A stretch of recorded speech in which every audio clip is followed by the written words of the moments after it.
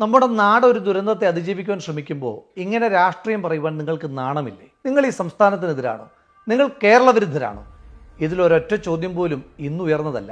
കഴിഞ്ഞ 10 വർഷക്കാലമായി വിജയൻ ഈ നാട് ഭരിച്ചപ്പോൾ ഉണ്ടാകുന്ന ദുരന്തങ്ങളെ നേരിടുവാൻ സർക്കാർ പരാജയപ്പെട്ടപ്പോൾ അതിനെ പ്രതിപക്ഷം വിമർശിച്ച സമയത്ത് പ്രതിപക്ഷത്തെ നേരിടുവാൻ സർക്കാരും സർക്കാരിൻ്റെ വാഴ്ത്തുപാട്ട് സംഘവും നിരന്തരമായി ചോദിച്ച ചോദ്യങ്ങളാണ് ഈ ആക്രോശങ്ങൾ. പക്ഷേ ഇതിലൊന്നുപോലും ഞങ്ങൾ ചോദിക്കുവാൻ ആഗ്രഹിക്കുന്നില്ല. ദുരന്തത്തിൻ്റെ സമയത്തെന്നല്ല, ഏത് സമയത്തും പറയേണ്ടത് തന്നെയാണ് രാഷ്ട്രീയം. ഞങ്ങൾക്ക് പ്രതിപക്ഷത്തോടുള്ള അഭ്യർത്ഥന, നിങ്ങൾ കാമ്പുള്ള കഴമ്പുള്ള രാഷ്ട്രീയം പറയൂ. നിങ്ങൾ എന്തിനാണ് ഈ പരിഹാസങ്ങൾക്ക് പിന്നാലെ പോകുന്നത്? നമ്മുടെ നാട് അടിയന്തരമായി അതിജീവിക്കേണ്ടുന്ന കെടുതി മഴക്കെടുതിയാണോ മാർക്സിസ്റ്റ് കെടുതിയാണോ എന്ന് നമുക്ക് വ്യക്തതയില്ല. മഴയെ നമ്മൾ എന്തായാലും അതിജീവിക്കും. പക്ഷേ ഈ മാർക്സിസ്റ്റ് വിലാപത്തെ നമുക്ക് എന്നാണ് അതിജീവിക്കാൻ കഴിയുമെന്നറിയില്ല. വി.ഡി. സതീശൻ ഹെലികോപ്റ്ററിൽ യാത്ര ചെയ്തു അത്രേ. വി.ഡി. സതീശൻ യാത്ര ചെയ്തത് അദ്ദേഹം വാടകയ്ക്കെടുത്ത ഹെലികോപ്റ്ററിലാണോ? അല്ല. ശ്രീ വിജയൻ മുഖ്യമന്ത്രി ആയിരിക്കുമ്പോൾ 2020 മുതൽ 2026 വരെ 48 കോടി രൂപ വാടകയ്ക്ക് എടുത്തിരിക്കുന്ന ഹെലികോപ്റ്ററിലാണ് അദ്ദേഹം യാത്ര ചെയ്തത്. ഈ വർഷം ആ ഹെലികോപ്റ്റർ പറന്നാലും പറന്നില്ലെങ്കിലും നമ്മൾ 8 കോടി രൂപ പൊതുഖജനാവിൽ നിന്ന് വാടക ഇനത്തിൽ കൊടുത്തേ പറ്റൂ. ഒന്ന് ആലോചിക്കണം.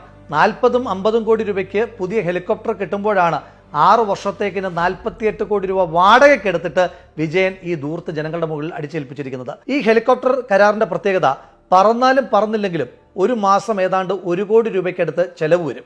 പിന്നീട് അധികമായി പറക്കുന്ന ഓരോ മണിക്കൂറിനും 90,000 രൂപ കൊടുക്കുകയും വേണം. അപ്പോൾ ഈ ഹെലികോപ്റ്റർ ഉപയോഗിക്കാതിരുന്നാലും നമ്മുടെ പൊതുഖജനാവിൽ നിന്ന് വാടക ഇനത്തിൽ പൈസ പോകുന്ന പ്രത്യേക വ്യവസ്ഥിതി നമ്മുടെ വിജയൻ സർ ഉറപ്പുവരുത്തിയിട്ടാണ് പോയത്. പിന്നെ മുഖ്യമന്ത്രി ആ ഹെലികോപ്റ്ററിൽ അടിയന്തര സാഹചര്യത്തിൽ യാത്ര ചെയ്തതിൽ എന്താണ് തെറ്റത്? ഇനി അങ്ങനെ തെറ്റുണ്ട് എങ്കിൽ ശ്രീ വിജയൻ പാർട്ടി സമ്മേളനത്തിൽ പോകുവാൻ വേണ്ടി മുൻപ് ഹെലികോപ്റ്റർ ഉപയോഗിച്ച് വിവാദത്തിലായത് നിങ്ങൾ ഓർമ്മയുണ്ടോ? അന്ന് പാർട്ടി സെക്രട്ടറി പറഞ്ഞത് പാർട്ടി സമ്മേളനത്തിൽ പങ്കെടുത്തത് കൊണ്ടായതുകൊണ്ട് അതിൻ്റെ വാടക തുക മുഴുവൻ CPM എന്ന് പറയുന്ന പാർട്ടി സർക്കാരിലേക്ക് അടയ്ക്കുമെന്നാണ്. ആ സർക്കാരിലേക്ക് CPM എന്ന് പറയുന്ന പാർട്ടി ഹെലികോപ്റ്റർ വാടക അടച്ചതിൻ്റെ ആ രസീത് ചീട്ട് ഒന്ന് കാണിക്കാൻ കഴിയുമോ സഖാക്കളെ? അപ്പോൾ പറന്നാലും പറന്നില്ലെങ്കിലും 48 കോടി രൂപ വാടക കൊടുക്കുന്ന ഹെലികോപ്റ്റർ എടുത്ത ശ്രീ വിജയനാണോ കുറ്റക്കാരൻ? പറന്നാലും പറന്നില്ലെങ്കിലും വാടക കൊടുക്കേണ്ടുന്ന ഹെലികോപ്റ്ററിൽ അടിയന്തര സാഹചര്യത്തിൽ യാത്ര ചെയ്ത ശ്രീ വി.ഡി. സതീശനാണോ കുറ്റക്കാരൻ? നിങ്ങൾ വിലയിരുത്തുക. ജയന് ശേഷം കേരളത്തിൽ ഹെലികോപ്റ്ററിനെ ഇത്രയും പോപ്പുലർ ആക്കിയത് വിജയനാണ് എന്ന് ജനങ്ങൾ തിരിച്ചു ചോദിക്കുവാൻ തുടങ്ങിയപ്പോൾ ഹെലികോപ്റ്റർ ക്യാപ്സ്യൂൾ ആകെ തകർന്ന് തരിപ്പണമായി. ആ ജാളിത മറയ്ക്കുവാൻ സ്ഥിരമായി എയറിൽ ജീവിക്കുന്ന ചില CPM നേതാക്കന്മാർ കൊണ്ടുവന്ന പുതിയ കുത്തിത്തിരിപ്പായിരുന്നു നാട്ടിൽ പ്രകൃതി ദുരന്തമുണ്ടാകുമ്പോൾ കേരളത്തിൻ്റെ മുഖ്യമന്ത്രി വിരുന്നുണ്ട് നടക്കുകയാണ് എന്ന്. എന്താണ് സത്യം? ഇന്നലെ ശ്രീ വി.ഡി. സതീശൻ്റെ പരിപാടികൾ മലപ്പുറം ജില്ലയിലായിരുന്നു. പരിപാടികൾ കഴിഞ്ഞ് പോകുന്ന വഴിക്ക് ഒരു ലീഗ് പ്രവർത്തകന്റെ വീട്ടിൽ കയറി അദ്ദേഹം ഭക്ഷണം കഴിച്ചു.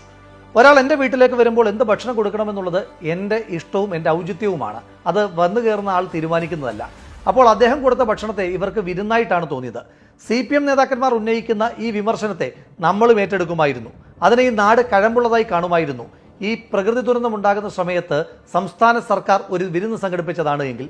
എന്നാൽ ഇതല്ല. പറച്ചിൽ കേട്ടാൽ തോന്നും നിപ്പയുണ്ടായ സമയം, കോവിഡ് ഉണ്ടായ ഏതാണ്ട് 2-3 വർഷക്കാലമൊക്കെ ശ്രീ വിജയൻ കേരളത്തിൽ ഉണ്ണാവൃതം ഇരുന്നിട്ടാണ് നമ്മുടെ നാടിനെ ഈ വലിയ ദുരന്തത്തിലേക്ക് തള്ളിവിട്ടത് എന്ന് ഓർത്തുപോകും. അതുകൊണ്ട് പ്രതിപക്ഷത്തിൻ്റെ നേതാക്കന്മാരോടുള്ള വിനീതമായ അഭ്യർത്ഥന, നിങ്ങൾ ഈ ദുരന്ത കാലഘട്ടത്തിൽ മുഖ്യമന്ത്രിയുടെ കഴിക്കുന്ന ബിരിയാണിക്കകത്ത് ചിക്കൻ പീസ് ഉണ്ടോ എന്ന് ചെയ്യുന്ന വലിയ ദുരന്തങ്ങളായി മാറാതെ ദുരിതാശ്വാസ പ്രവർത്തനങ്ങളുമായി ബന്ധപ്പെട്ട് ഏതെങ്കിലും തരത്തിലുള്ള വീഴ്ചകളോ കുറവുകളോ ഉണ്ട് എങ്കിൽ ജനങ്ങൾക്ക് വേണ്ടി അത് ചൂണ്ടിക്കാണിക്കുക.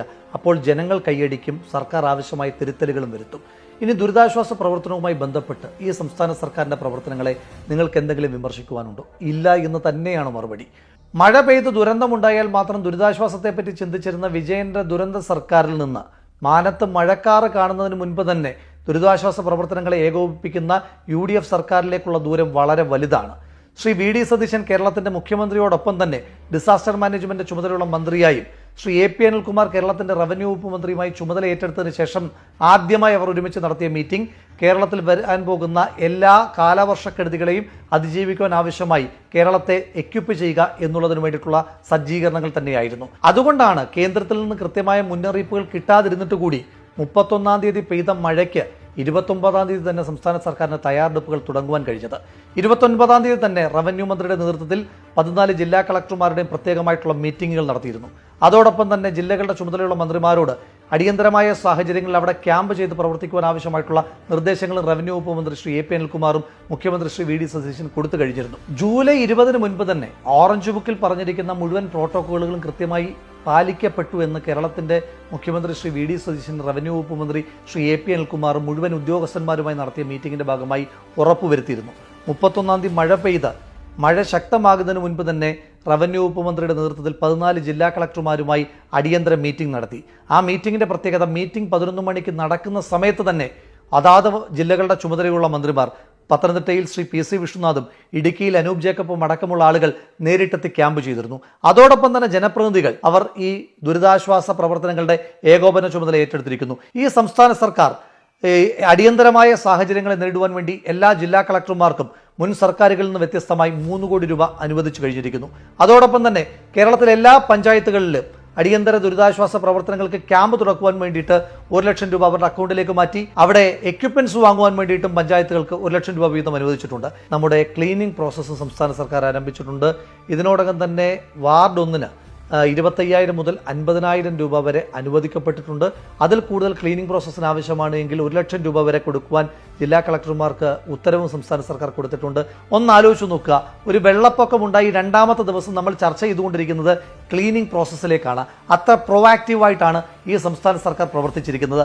9 NDRFന്റെ ടീം കേരളത്തിൽ സജ്ജീകരിക്കപ്പെട്ടിരിക്കുന്നു ഈ മഴയ്ക്ക് മുൻപ് എന്ന് പറയുമ്പോൾ എത്രമാത്രം പ്രീ ഒക്കുപ്പൈഡ് ആണ് സംസ്ഥാന സർക്കാർ എന്ന് തെളിയിക്കുവാൻ അതിനപ്പുറം എന്തെങ്കിലും ഉദാഹരണം വേണോ? കരസേന, നാവികസേന അടക്കമുള്ള ആളുകളുടെ സേവനം ഈ സംസ്ഥാന സർക്കാർ ഉറപ്പുവരുത്തി.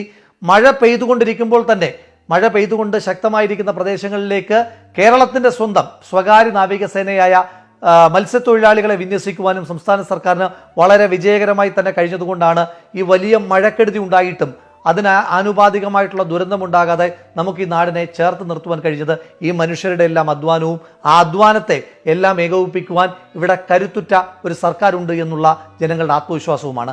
കഴിഞ്ഞ സർക്കാരിൽ നിന്ന് ഈ സർക്കാരിലേക്ക് എത്തുമ്പോൾ എൻ്റെ നോട്ടത്തിൽ ഏറ്റവും പ്രധാനപ്പെട്ട പോരായ്മ കഴിഞ്ഞ സർക്കാരിൻ്റെ കാലത്തുണ്ടായിരുന്ന PR തള്ള് ഈ സർക്കാരിൻ്റെ കാലത്തിൽ. അതുകൊണ്ട് ജോലി കൃത്യമായി നടക്കുന്നുണ്ട്, ദുരിതാശ്വാസ പ്രവർത്തനങ്ങൾ കൃത്യമായി ഏകോപിപ്പിക്കപ്പെട്ടു പോകുന്നുണ്ട്. ഒരു നാടൊന്നിച്ച് ഒരു ദുരന്തത്തെ അതിജീവിക്കുവാൻ വേണ്ടി ശ്രമിക്കുമ്പോൾ വില കുറഞ്ഞ പരിഹാസങ്ങളും ട്രോളുകളുമായി സോഷ്യൽ മീഡിയയിൽ 10 ലൈക്ക് നേടാം, ഞങ്ങളുടെ തെരഞ്ഞെടുപ്പിൽ തോറ്റതിന് ജാള്യതയൊന്നും മറയ്ക്കാമെന്ന് കരുതുന്ന പ്രതിപക്ഷം മഴക്കെടുതിയേക്കാൾ ഈ നാട് നേരിടുന്ന ഏറ്റവും വലിയ ദുരന്തമാണ്. അതുകൊണ്ട് മറ്റു ദുരന്തങ്ങളെ, നിപ്പയും പ്രളയവുമൊക്കെ ശീലിച്ച മലയാളിക്ക് ഈ കമ്മ്യൂണിസ്റ്റുകാരുടെ ദുരന്തത്തെയും നേരിടുവാൻ നമുക്ക് കരുത്തുണ്ട് എന്നുള്ള കാര്യത്തിൽ തർക്കമൊന്നുമില്ല. നമ്മുടെ വീട്ടിലേക്ക് വെള്ളം കയറി തുടങ്ങിയാൽ 1 സെക്കൻഡ് പോലും പാഴാക്കാതെ സംസ്ഥാന സർക്കാർ ക്രമീകരിച്ചിരിക്കുന്ന ദുരിതാശ്വാസ ക്യാമ്പുകളിലേക്ക് നമ്മൾ അടിയന്തരമായി മാറേണ്ടതായിട്ടുണ്ട്.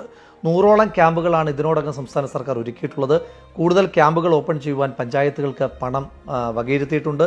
ഈ ക്യാമ്പുകളിലേക്ക് ആവശ്യമായിട്ടുള്ള ഭക്ഷണവും വസ്ത്ര സാധനങ്ങളും അതുപോലെ തന്നെ മരുന്നുകളുമെല്ലാം സംസ്ഥാന സർക്കാരിൻ്റെ ഭാഗത്തു നിന്ന് എത്തിച്ചിട്ടുണ്ട്. അടിയന്തര ചികിത്സകൾക്ക് ആവശ്യമായിട്ടുള്ള മെഡിക്കൽ സൗകര്യങ്ങൾ സംസ്ഥാന സർക്കാർ എല്ലാ ക്യാമ്പുകൾ കോർഡിനേറ്റ് ചെയ്തും ക്രമീകരിച്ചിട്ടുണ്ട്. അപ്പോൾ ഈ സേവനങ്ങളെല്ലാം നമ്മൾ ലഭ്യമാക്കി. ആവശ്യത്തിലധികം ഡിങ്കി ബോട്ടുകളും സംസ്ഥാന സർക്കാർ ക്രമീകരിച്ചിട്ടുണ്ട്. ജനപ്രതിനിധികളും ഉദ്യോഗസ്ഥരും നാട്ടുകാരും നമ്മളെല്ലാവരും കൂടെ കോർഡിനേറ്റിംഗ് ആയി ഒറ്റ ടീമായിട്ട് നിന്നിട്ട് വേണം നമുക്ക് ഈ ദുരന്തത്തെ നേരിടുവാനായിട്ട്. ഈ സർക്കാരിൻ്റെ ദുരിതാശ്വാസ പ്രവർത്തനങ്ങളുടെ കൃത്യമായ നിർദ്ദേശങ്ങൾ മുഴുവൻ മനുഷ്യന്മാരും ചെവിക്കൊള്ളണം. നമുക്ക് അമിതാത്മവിശ്വാസം വേണ്ടുന്ന സമയമല്ല. സർക്കാർ പറയുന്ന എല്ലാ നിർദ്ദേശങ്ങളും വെള്ളം മുട്ടോളമല്ലേ എത്തിയുള്ളൂ, ഞാനിതൊക്കെ എത്ര കണ്ടതാണ് എന്ന അമിതാത്മവിശ്വാസമില്ലാതെ സംസ്ഥാന സർക്കാർ ക്യാമ്പുകളിലേക്ക് മാറുവാൻ പറയുമ്പോൾ മാറുവാനുള്ള ഒരു വിവേകമാണ് ഈ സമയത്ത് നമ്മൾ കാണിക്കേണ്ടത്.